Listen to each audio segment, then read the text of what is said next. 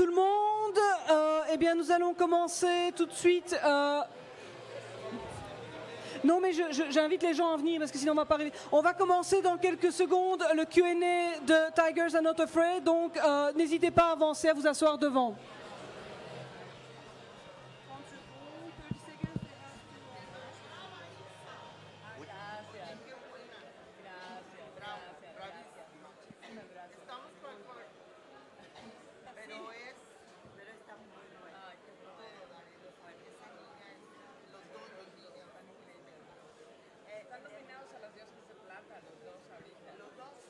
Voilà, rapprochez-vous, n'hésitez pas, venez vous asseoir pour le Q&A de Vuelven, The Tigers Are Not Afraid.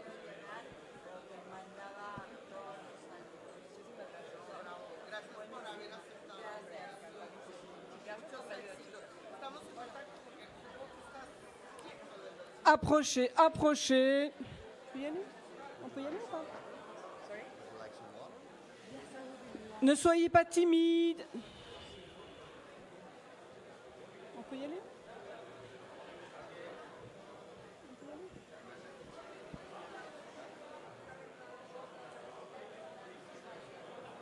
Gert, on va commencer. Voilà. Bonsoir à tout le monde. Goedenavond iedereen. We are here for the Q&A of Tigers Are Not Afraid. Donc le Q&A de Tigers Are Not Afraid. On est ici avec ce petit bijou mexicain et surtout avec sa réalisatrice, Issa LOPEZ. Welcome. Bonsoir. Le Q&A se fera en anglais. Dus de Q&A zal in het Engels doorgaan. Als je vragen hebben, als het niet, we zijn bilingual. We zijn tweetalig vanavond. Alors, première question. First question first. Thank you for being with us tonight. It was really a great movie.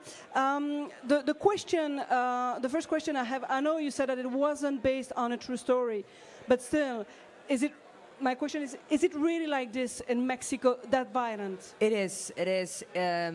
I never said it's not based on a true story. It is, in a way. It's not on a specific case, but the stuff that happened, the little situations, happen every day in Mexico.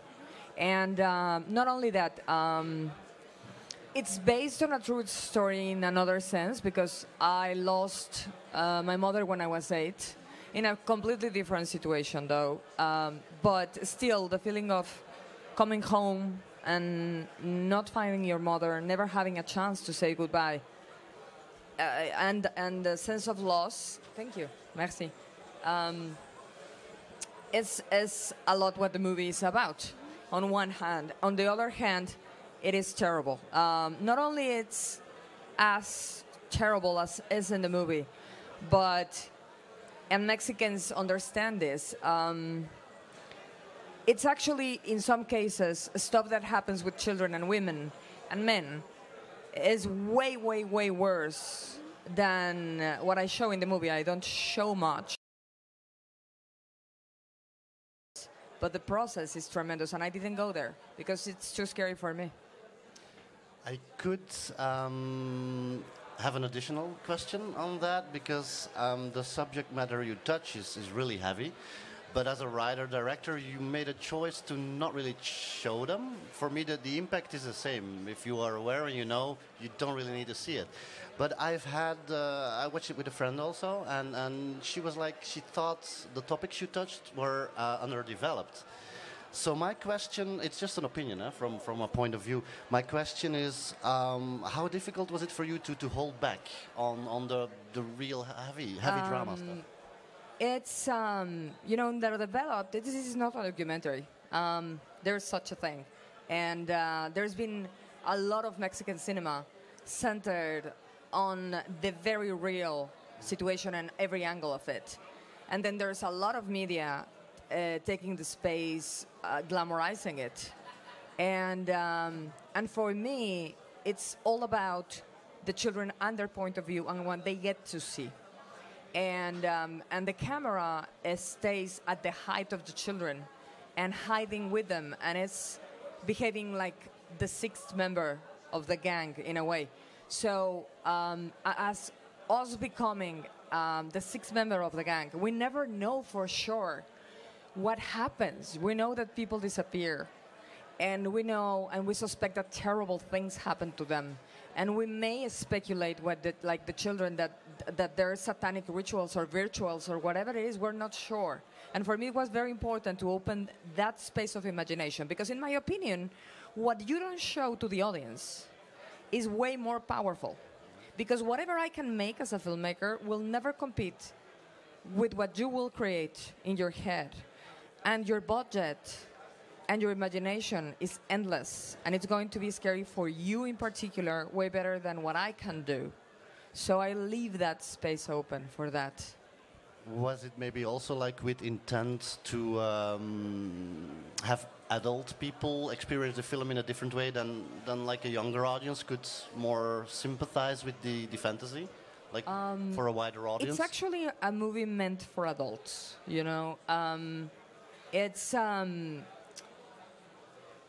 funnily enough, it's a movie that sat heavily with Mexican audiences.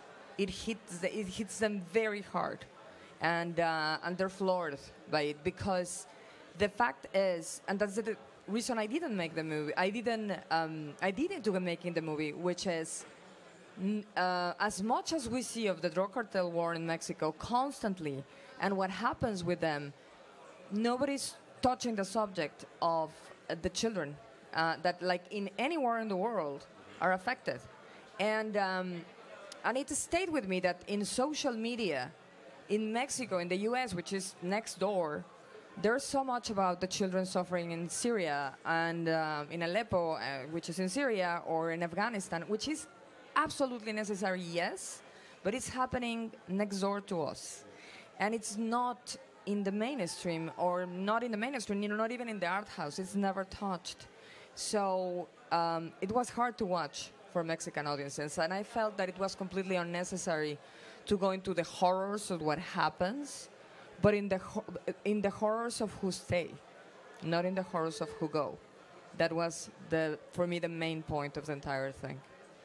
Like you said, it was difficult for the Mexican audience to watch it, but it's also, I think, difficult for the Mexican audience to see that it exists, that it's their country. So I wanted to know, how did you shoot in Mexico, or in Mexico, in this country? So how did you get the authorization, and how did you accept the locals to have your film shoot in Mexico? I shot in Mexico City because of practical reasons and budgetary reasons. That when I conceived the idea first, the setting was Ciudad Juárez, of course, because Juárez was, at some point earlier on this fight, the center of the world attention and Mexican attention about violence. And then it spread, as I was, working on the script and trying to get the money together, and, the normal calvary of making a movie, the situation extended to every corner of the country and every city in the country, including Mexico City, the outskirts. So you could pretty much shoot the movie in any city. Now, here's what's unimaginable for people in another continent even. Nobody gives a shit. You don't need a special permission anymore, because we know that the situation is dire, and still nothing is happening. So you can, at this point, pretty much government-wise, shoot whatever you want, as long as you don't give specific names, real names. Then be careful.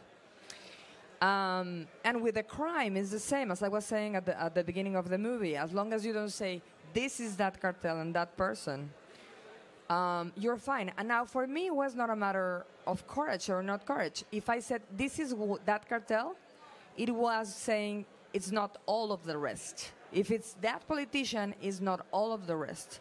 And for me, it was very central to say, even if you take down that cartel, which was the mistake that was made that started the drug war, if you do that, another 10 will spring. And they're going to be 3 times as savage and as ambitious. It's a very, very complicated, deeply permeated in every corner of a country that is dominated and tainted by corruption. And that's what I wanted to portray. Not as much that corruption and that crime, but again, the results of it with the children. Talking maybe about the children, how did you get that cast? Because it's a film for adults, but about children, with children, and actually they support your film. Yes. Yeah, also, in addition to that, because the whole story, the whole film is carried by the main cast of children. Finding them and how difficult was that? Was it a long process, something like that? Yes.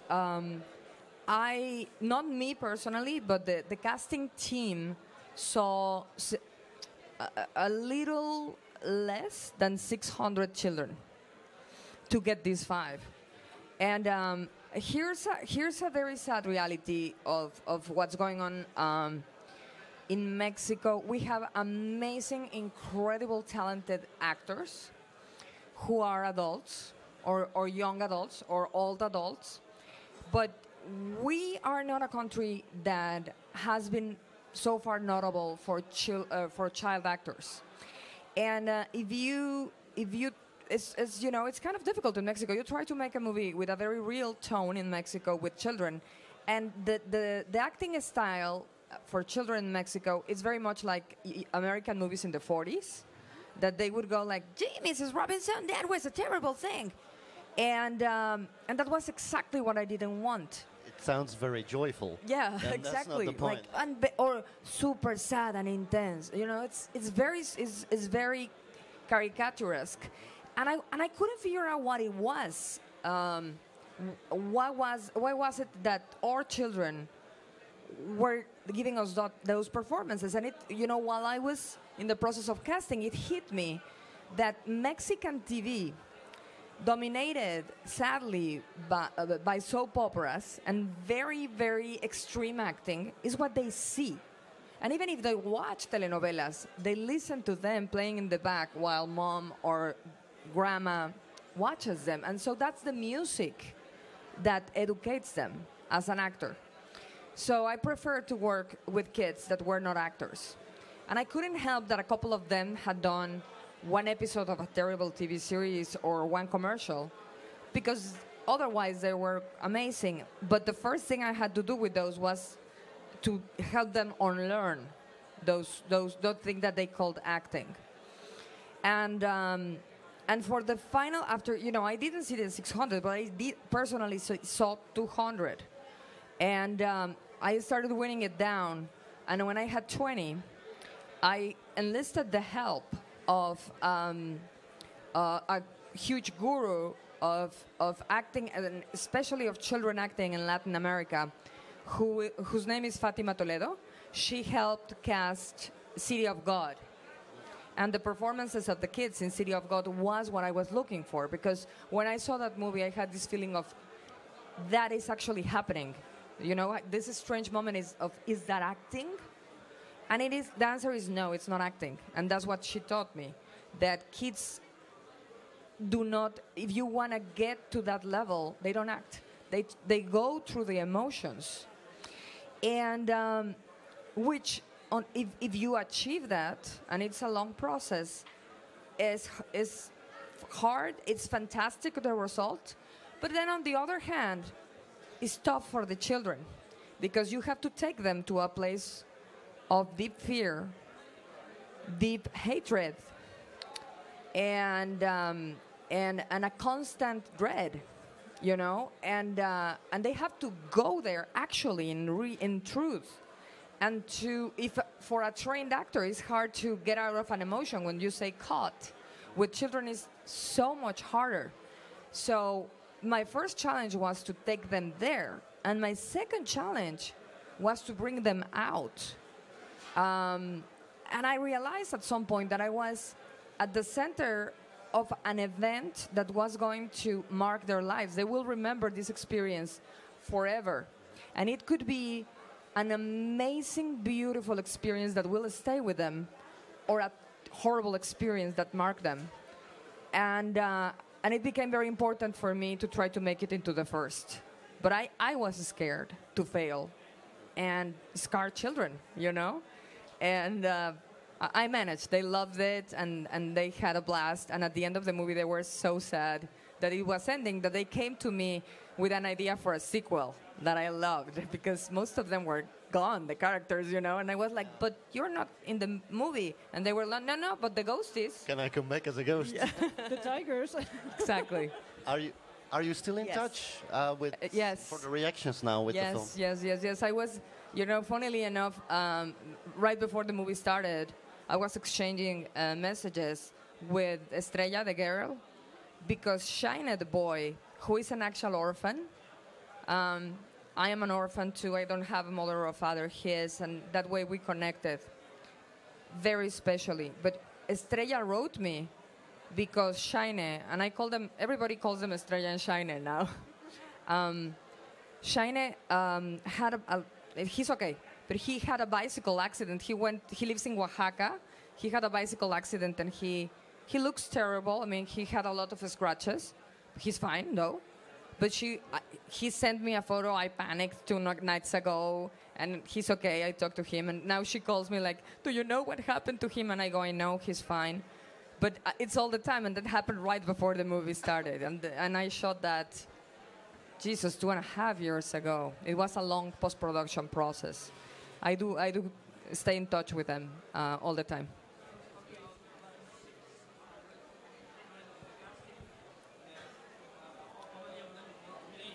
Wait. We're going to open.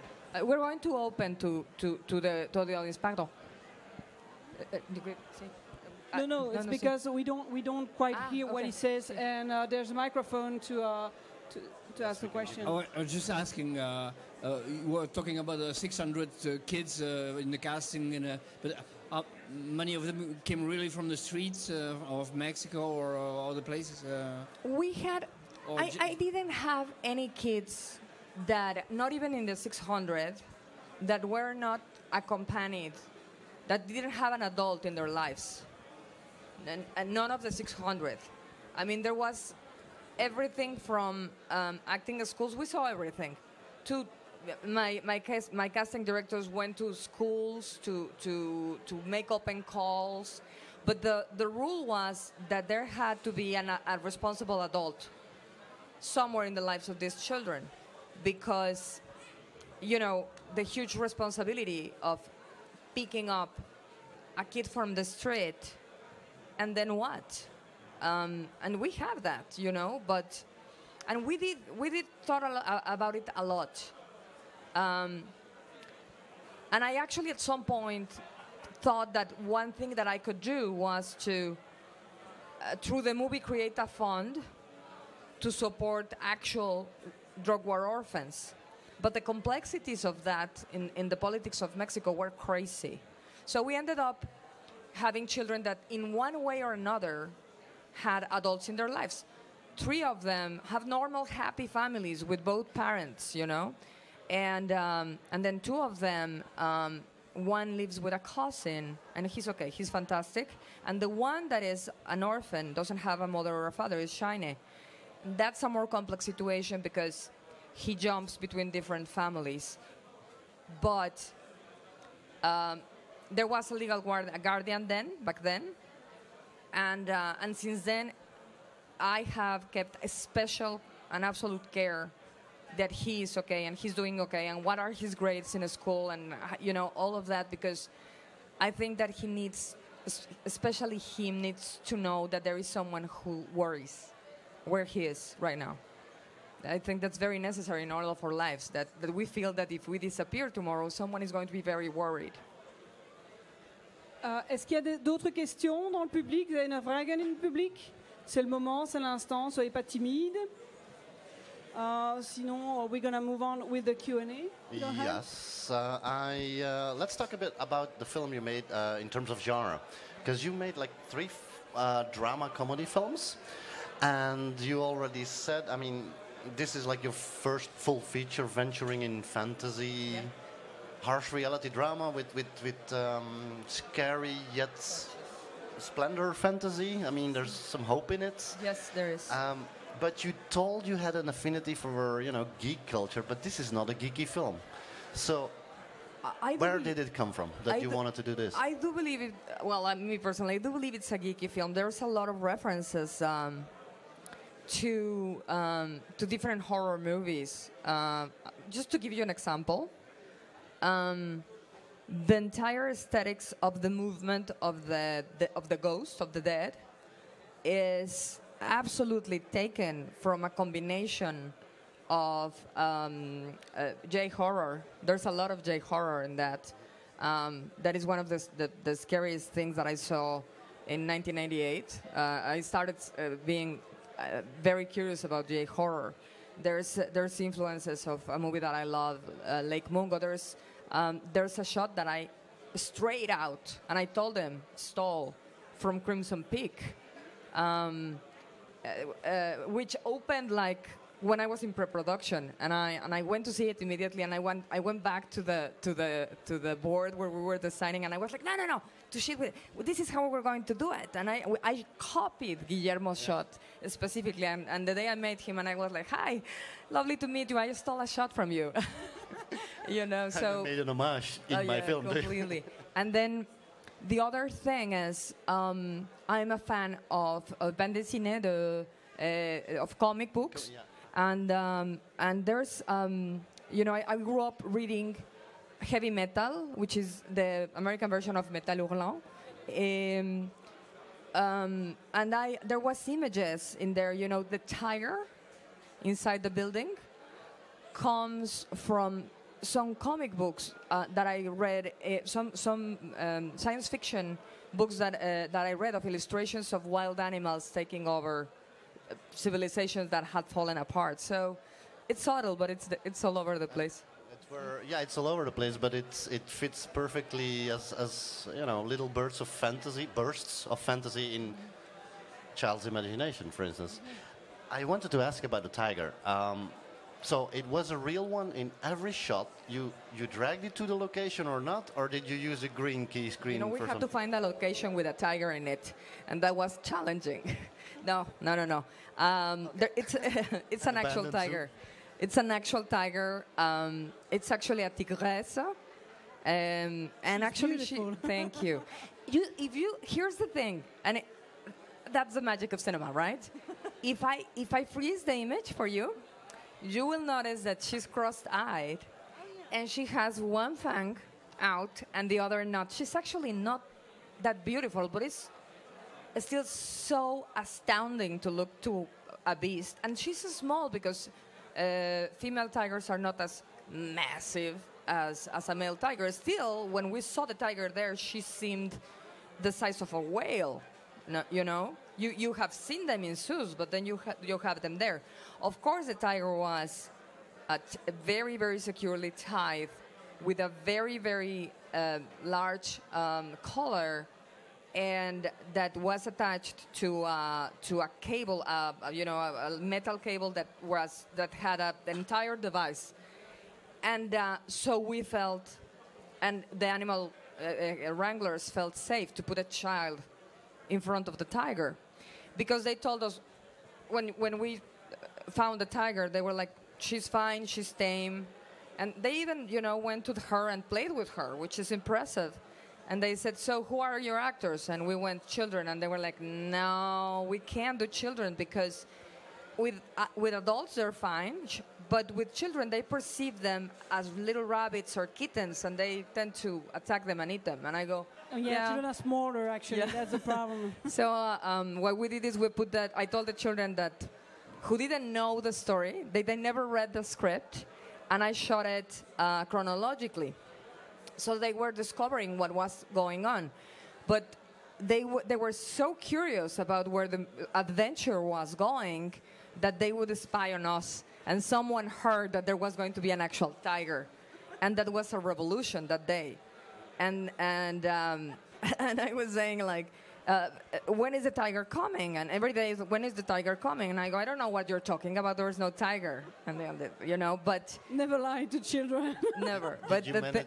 the funny thing is, the tiger is almost the last scene of the movie, and we shot it almost at the very last, and they asked, they were upset that it was at the very last, and I was saying, the reason that the tiger is coming at the very last, because if he eats you, I already have the movie, so I can risk it that she can eat you, and I don't need you for the next scene.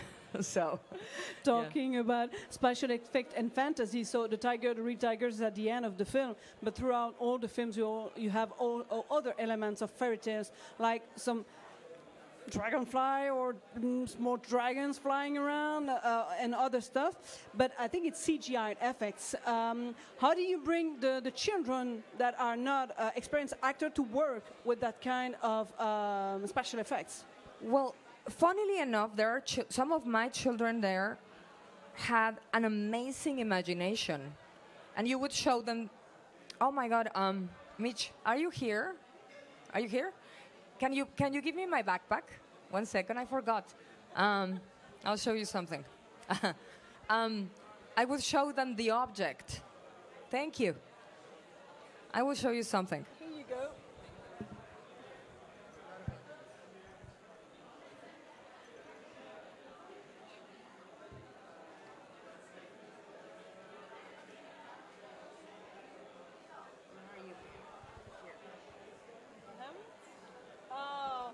Oh, you're not gonna believe it.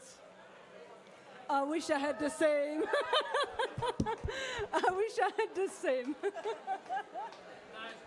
Well, And it's all patched up and fixed up.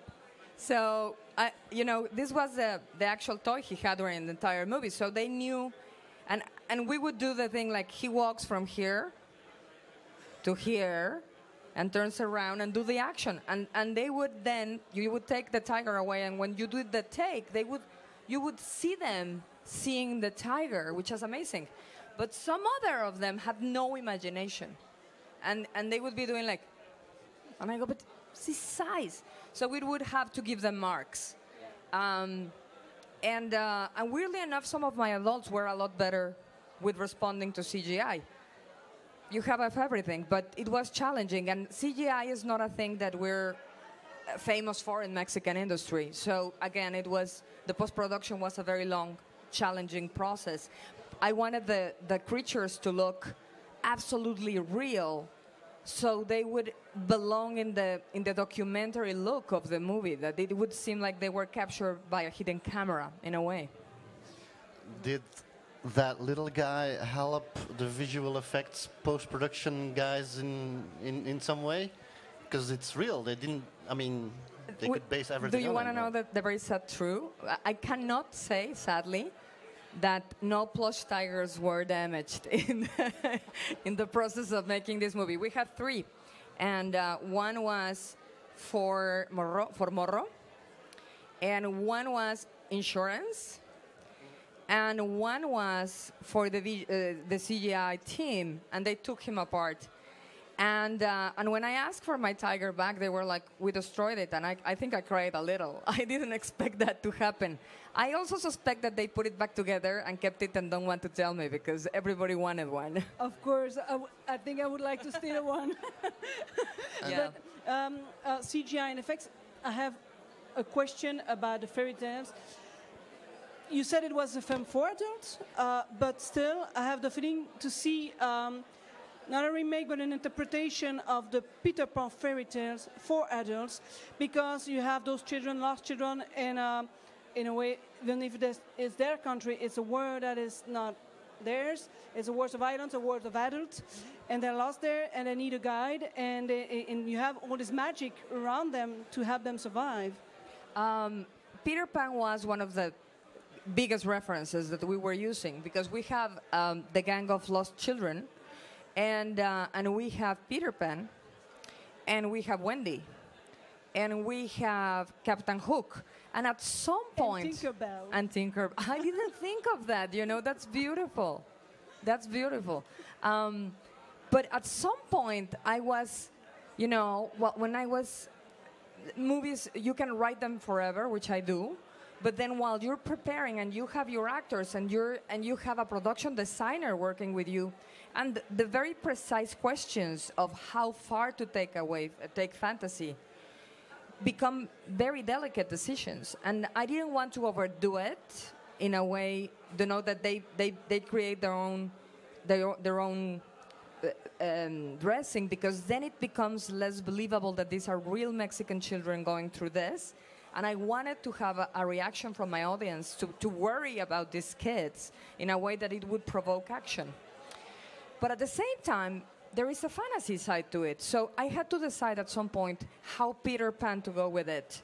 And if Captain Hook was actually going to have as one hand less, and if there was going to be a crocodile and a clock and all the elements. And I decided it was hard because it's so intoxicating. And we had the designs, but I decided to step back a little to make it feel real enough to scare us of what's going on in Mexico and in Latin America and in the world. Since we're on the topic of both, let's go the route of the fantasy elements, because you can see it from supernatural forces kind of point of view, but also it's the main girl character, her fantastic imagination also. So there is a distinct duality in it, depending on your point of view. Was it intended, and would you care to elaborate what's your point of view on it? Actually, and it's funny because while we were preparing the movie, there, and people would read the script, and then after it was made, it's actually, if you think about it carefully, it's undeniable. There's evidence, there's clues that it's not her imagination. If there's little things. Still, I never went ahead while we were preparing and said, no, this is real. She's actually seeing the ghosts, and they exist, except to her. Because they had to be real ghosts to her. Now, they are real ghosts. And if you think, I will give you one. She turns up at the place they're disposing of Morrito's body. And they ask, how did you find us? And she says, he told me. And there's no other way she could have known where the kids were if the ghosts hadn't told her. So there's clues. I am a believer, if you look at my work, and people who know me notice this even before me, there's always a clash of two points of view. There is a bigger reality with different rules. And it's always a female character, the one that believes in this. And there's always a male character that comes and says, this is the world, this is what we perceived, and we have to deal with this. And at the end of the movie, women are always right, like in life. I'm sorry. Zijn er vragen in het publiek? Est-ce qu'il y a des questions? N'hésitez pas, parce que on approche tout doucement la fin du Q&A. You've been singing a song, Eye of the Tiger. This is a movie with children. So maybe the next one, could it be with the old timers like Sylvester Stallone?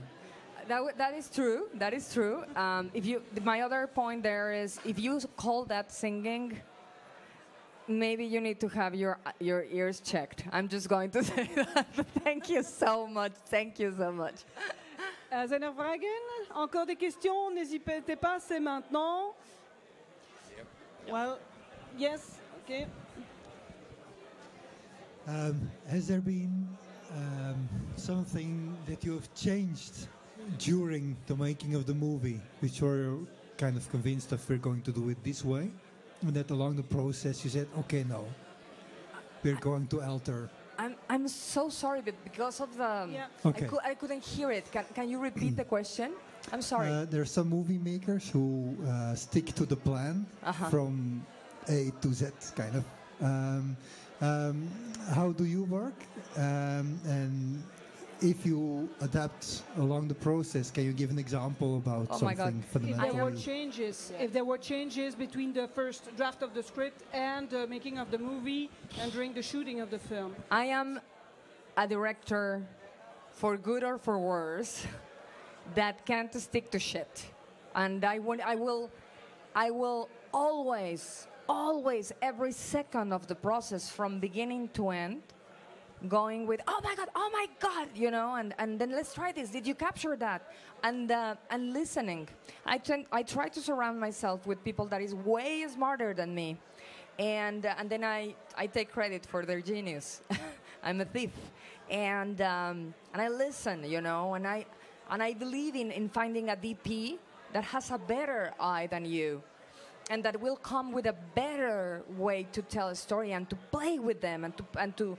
Now the trick is, I love doing that. I live for doing that. I think that the reason I make movies is because I never learned how not to play, and the rest of the children stopped playing. So I had to come up with a game that, as adults, they would want to play with me.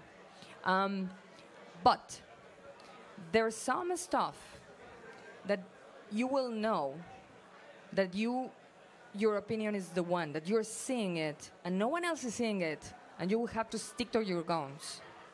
And you won't listen to the producer, you won't listen to the distributor, you won't listen to your mother, to your dead mother coming, the ghost of her calling you. You will listen to nobody because you know it is like that. And knowing the distinction between those two is the hardest and the scariest part of directing movies. Well, that's great, and that's. I don't know. You talked to Guillermo del Toro. It's strange because he said exactly the same yesterday, saying that he wanted to stick to what he had in mind and not listen to whatever majors ask or whatever. And the only time he changed something or didn't follow it's good, it was for Mimic, and he wasn't really glad with the result of the film. So, yeah. You know, it's you. I think that he has amazingly learned to stick always to his opinion, which is mostly right, you know. It's just like the man don't knows how to do it, and I doubt myself. I always go like, you know, there's this first layer of going like, no, whatever, because I like me and I am not you, so no, like my first reflex, and then I learn to silence that voice and go into just consider it, and then there's the third voice, and that's a good one that will go like, yeah, let's try that. Shit, his idea or her idea is better than mine. Or the voice that says, no, sweetheart, you're right. And that's a tough one to develop. So actually on this topic, I mean, also especially when you work like in the field of fantasy with special effects and specific images, would you argue that you really have to have a clear, determined view, because you're going to have a lot of questions that you need to be specific about? In terms of special effects, then visual effects, did you work with all Mexican companies, or all one Mexican company? All was owned by one visual effects company. Now, more than the visual effects, well, I was, you know, I had very, very clear the style that I was going for. But I'm very open to, for example, I picked the tiger, I made changes. I didn't make it with my hands, but I was saying, no, like this, but he has T-shirt and he has and it's smaller. But then when the VFX took it and they started, finally after a year, I started seeing Tiger in the movie. It turned out that the tiger would flip his ear, which is not my idea, and I think it's adorable. And I absolutely, you know, they would go like, this is an idea. And I would go like, yes, that's beautiful, you know, and I never thought of that.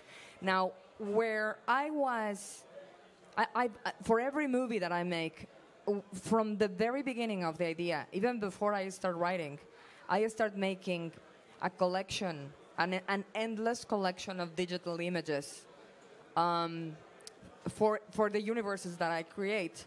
And it doesn't matter if it's a comedy, I do it still. But especially for this one, I had an endless Pinterest. I use Pinterest, and here's the thing: it's not only for cookies and diets. It's also for artists, and I make boards of each project. And then when I get closer to the project, I divide those boards per character, per universe, per theme. And so I had all these references to comic books and flooded buildings that exist. There's an abandoned mall in Taiwan that had been flooded, and koi fish were there. And I had that image, and it blew me away. And I came to the production office, and I said, this. And they were never going to happen.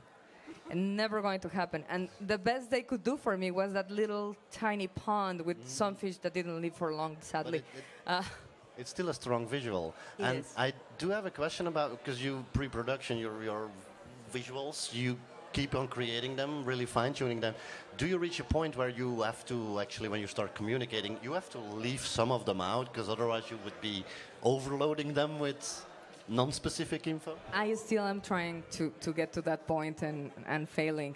I just, you know, the movie that I shot after this one, which is a comedy, for Christ's sakes, I was creating with my actors the ending, and we decided that we needed a device for a character to walk on a beam and that beam to fall, and they were designing the device 2 days before we shot it and showing us tests. And the producers hate that shit. But at that point, I was a producer in the movie too, for this one too, and it's like, it's just going to make it better.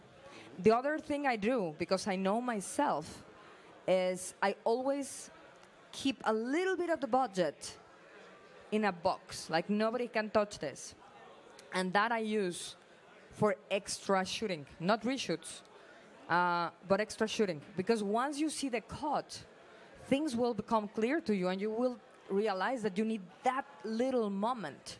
And this movie has, you know, a lot of what happens in the abandoned hotel, the moments when she is fixing the tiger, the moment when they're turning on the lamp on and off, I did a year later. And they were all there, and it was hard to disguise, and they had different hair, so it was hard to disguise. But it made it so much warmer, their relationship, and so much painful when Morrito dies. And the movie was screaming for it. It's where, well, Wendy is accepted among the lost kids. For me, it was my impression at that moment. I mean, the soccer game was there, but I needed a moment between Peter and Wendy, and he's playing with the lighter, which is, you know, a symbol of his hate, the fire inside of him. And she's fixing the tiger, and he's angry at her because she did something. He thinks she did something he couldn't do, but still he admires her and respects her. And he sees how loving she is with his kids. And then the kid goes away, and he looks her in the eye, and he turns off the lighter and asks, why do you have wishes? It's very emotional at that moment. Actually, I will say this, he falls in love with her, which is his mistake, because that's why he will die. Because he knows you can open your heart, because you lose the people you love. What he doesn't know is that he's going to lose himself in the end. That's a true reality. About characters dying, there is also, related to the visual effects, the blood literally running through the film. In the beginning, you have no idea what it might mean, but in the end, it makes sense. When it touches you, you die. Where did that idea came from? Because if you want to tell. I have no clue, man. I was writing, I'm telling you, that's what I was saying at the beginning of the movie. I started writing the movie. Scene 1, kids in a school, the girl walks out of the school. And I did that in one day. I did that moment. She walks out of the school, sees the dead body, and doesn't even, you know, Mexico is not in shock when that happens. It's like, you go on with your life. And she sees the body, and she sees a little blood, turns around, walks home, and a line of blood starts following her. And that happens all the time in my writing, because I keep it open. Mm-hmm. And then I go, 1, it's going to be a magical movie. I didn't know that.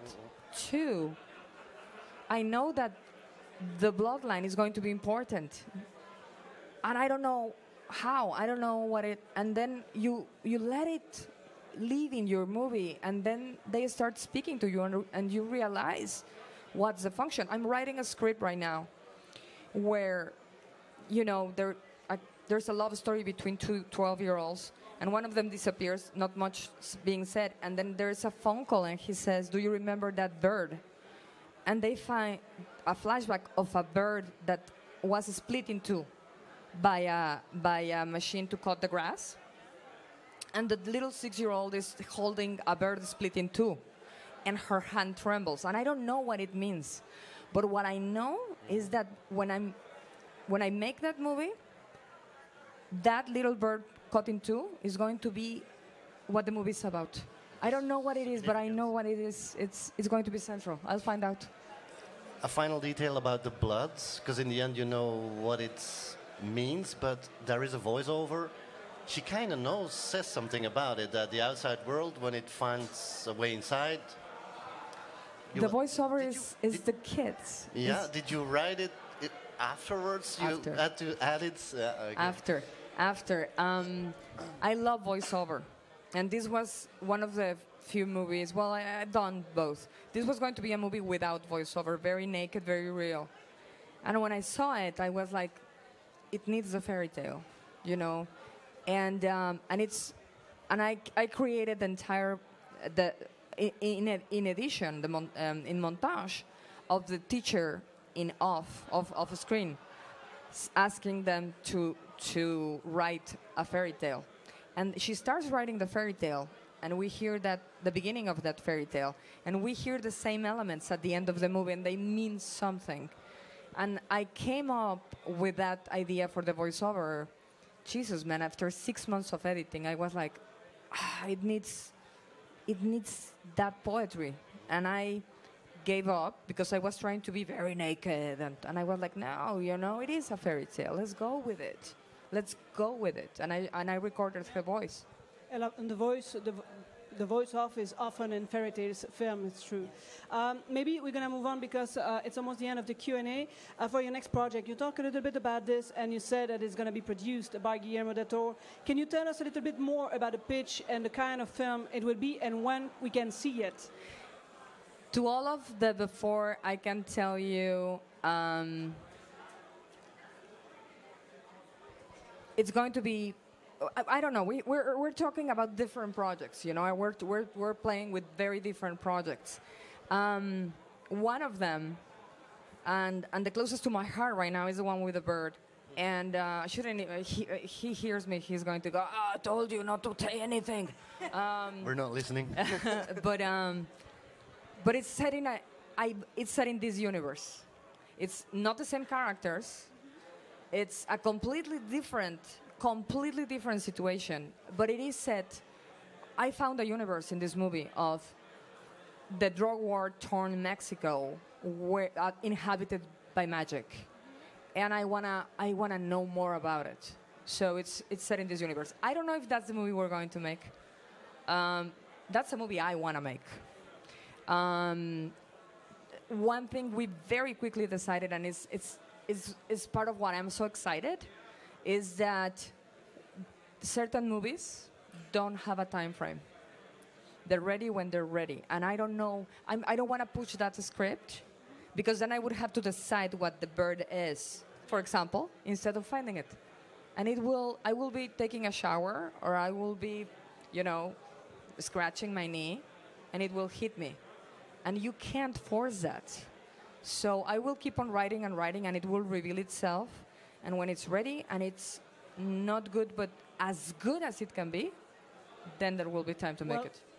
For the moment, you have a raw idea of what you want. You know that it would be reality versus fairy tales again, something like that. Just in your film, a mix of reality and fairy tales, but you have not written the script yet, or entirely. I'm going to put it this way. It's rather a very horrible, horrendous horror, like monstrous horror, but it is genre in this world of the violence, right? But it's one side of it is a horror story, and the other side of it is a fairy tale love, fighting it. That's all I can say at this point. Y a-t-il des questions dans le public? Zijn er vragen? Parce qu'on arrive à la fin, dus het is nu of nooit. Maintenant ou jamais, voilà, encore une. Attendez, le micro est juste derrière. Hello. Oui. You are a special guest here in the Brussels Festival. When we say Belgian movie, what do you think? What comes up to your mind if you're talking about Belgian movies is Belgian? To tell you the honest truth, I am a huge fan, always was, of Belgian beer. No, of bande dessinée, of course, because it's a huge influence around the globe.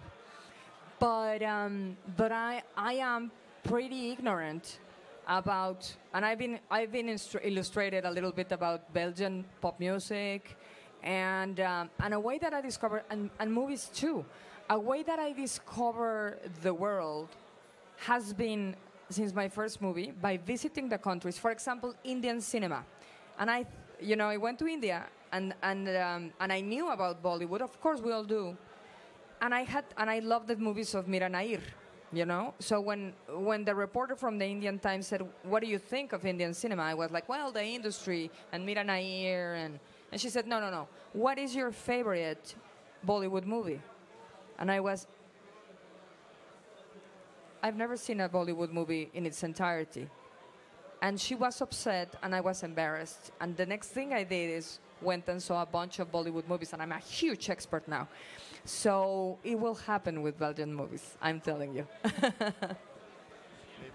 Maybe you can ask fans some tips when you, what's Belgian cinema in the genre. I think we should close up. We're going to close up with the question I ask every guest of this festival. I don't know if you watch the film with the audience. Yes, so every time. So you have the atmosphere. Now, can you describe me the BIF Festival in 3 words? Rowdy, fun, emotional. People were having a blast at the beginning, and they were laughing with me, of myself, and yelling as they do, which is a joy. My first movie here, which was 4 days ago, they were rowdy throughout, and I was watching that, and I was like, "Oh God, I will not watch my movie with." And then I was like, "Fuck it, yes, I will." And you're winning the game when very quickly the voices die, and then at the end, especially because they're having so much fun and they're drinking and especially this time, I was like, how many of us are crying? And there was a lot of people doing